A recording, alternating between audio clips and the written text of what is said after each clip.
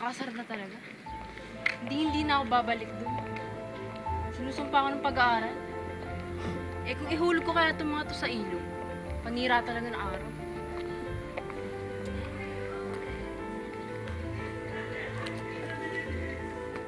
Oh anak, bakit nandito ka na? Hindi ba't may klase ka pa? Hindi na ako papasok. Pinahiya nila ako sa buong klase. Ngunit anak, pinangako ko sa iyong ama na pagtatapusin kita ng abogasya. Ano na lamang sasabihin ng iyong ama kapag nagkita kami ulit? Nay, lalabas mo ako. Tatalon na ako sa dagat, manunulisan, bago ako bumalik sa pamantasan. Simon, Kasi, maaari mo ba akong patulungan punta sa ako? oo, maaari mo ba akong samahan sa campus?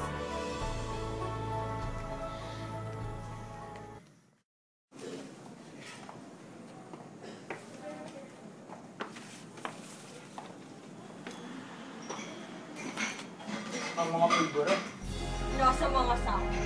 ang mga pampasam, Nakahanda ng lahat. magaling po kayo. Tumungo kayo ngayon kay Tiniente at sabihin niyo ang kapes. Sasabihin naman niya ang talis. Bakit po? May bago po bang mangyayari? Oo.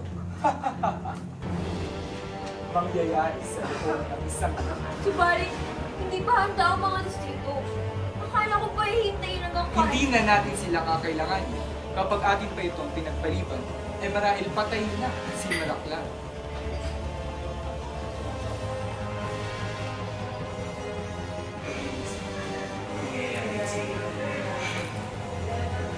Sa loob ng plan, ako sa atin.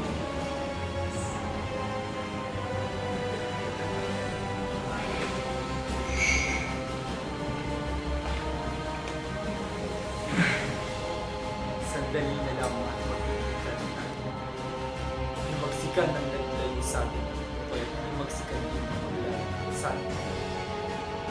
Nasa akin ng tagumpay.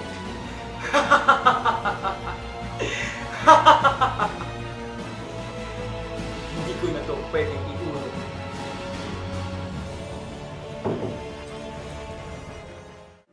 Nay, ako'y papasok na. Ako na bahala sa pamamanhigan upang hindi ka na maabala. Sige anak, mag-iingat ka.